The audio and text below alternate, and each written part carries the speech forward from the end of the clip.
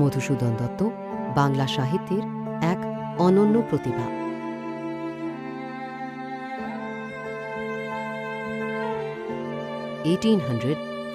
সালে হিন্দু ধর্ম ত্যাগ করে খ্রিস্ট ধর্ম গ্রহণ করেন। ইংরেজিতে কবিতা লিখতেন, ইউরোপীয় সাহিত্যে গভীরভাবে প্রভাবিত।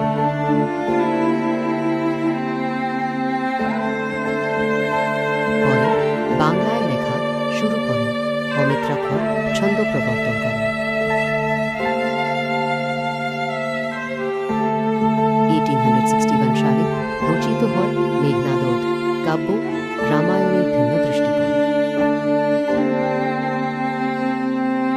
ইংল্যান্ডে আইন পাশ করেন। 1830 সালে অর্থকষ্টের মধ্যে জীবন